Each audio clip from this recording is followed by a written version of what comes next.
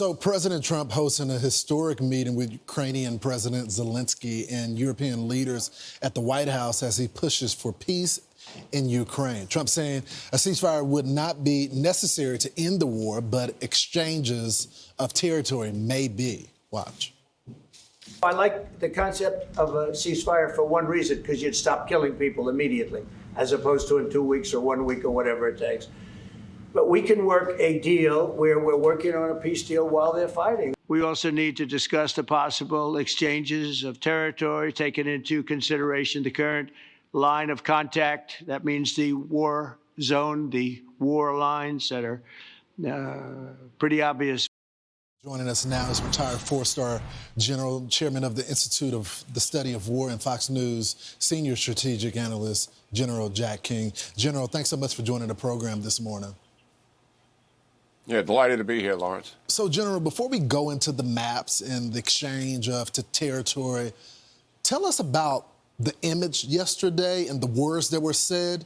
I don't think we've ever seen a president demand and command the room the way the president did yesterday with all of these European leaders, and they seem to be working together. Yeah, it's hard. You can't overstate the significance of what we all witnessed, and to describe it as you have and others as historic, it certainly is factual. But we have to note a couple of things here as well. The president has a real meaningful relationship with those leaders, right. And you could see how comfortable they were in the room with him, even with the cameras on. And that is a result of a working relationship that he has established with some of them in the first administration, but with all of them in the 6 months to 7 months of this administration is quite remarkable. And to underscore that, after the summit meeting that he had with Putin, at 1 a.m. in the morning, he began calling him Saturday morning on his way home in Air Force One. He finished those calls, Lawrence, at 2:30 in the morning, sitting on a tarmac.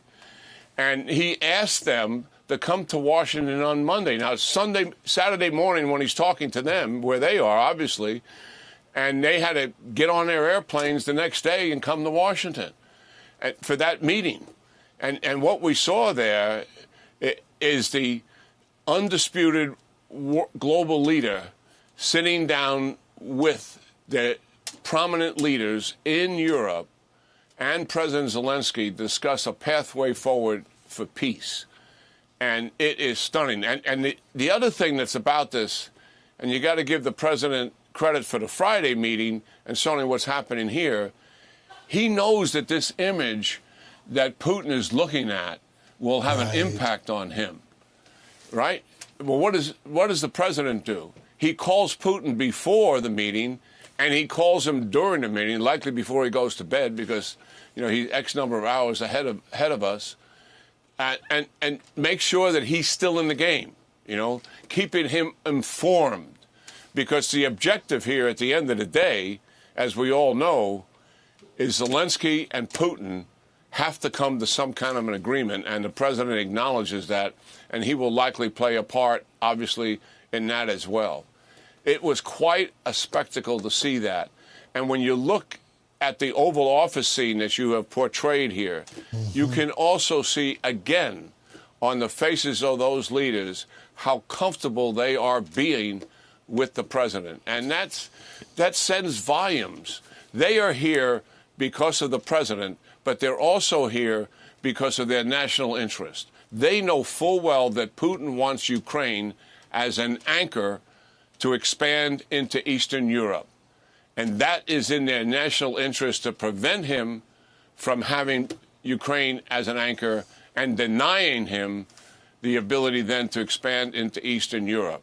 So their national interest at stake, the protection of their own people and security is at stake for sure. But they're here working on it in harmony together because of President Trump's leadership. So to that point, General, as we put the map, this is some of the territory that Putin wants, and this is the territory that he already has.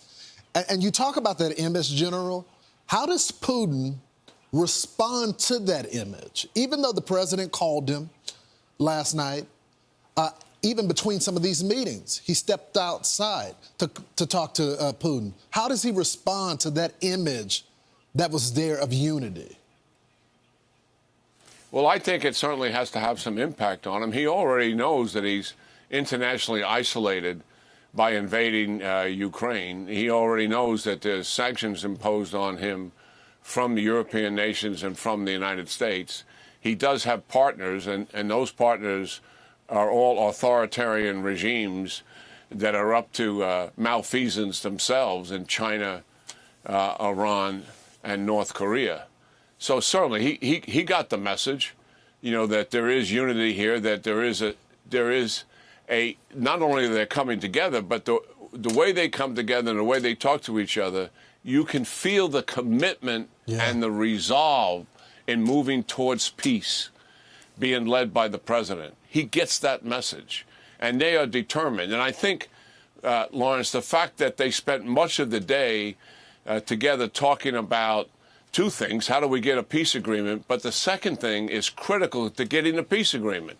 And that second thing is, how do we prevent Putin from reattacking once we have a peace agreement? Because that is what he's always done. How do we do that? And you can see what's happened here. As a result of that, having real multinational security guarantees that they discussed on the table, that gives Zelensky running room in terms of options that he may be willing to pursue, and he's actually said it, into a land deal as long as it's proportionate. He wouldn't have said that if he hadn't heard that there's going to be guarantees with multinational troops, likely backed by air power, build up him militarily, because China, Iran, North Korea are going to do the same for Russia once there's a peace agreement. But the crucial thing is stopping Putin from reattacking. And that really opens the door for Zelensky to move in with a counteroffer that could possibly lead to a peace agreement with Putin. Listen, there's hard work ahead. And the president knows that full well.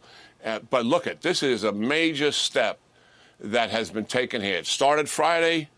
And aren't we now past all the nonsense of red carpet images, flyovers,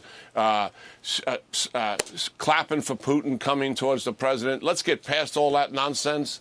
Not that the flyover was nonsense. I thought that sent an unbelievable message to Putin. But you know, we spent 2 days talking about that stuff. That was all the media going crazy, and they wanted the analysts to pick up on that bait. But we saw yesterday the real work done. In general, you've been spot on with your analysis from the very beginning. Thank you so much for joining the program this morning. Have a good day. I'm Steve Doocy. I'm Brian Kilmeade. And I'm Ainsley Earhart. And click here to subscribe to the Fox News YouTube page to catch our hottest interviews and most compelling analysis.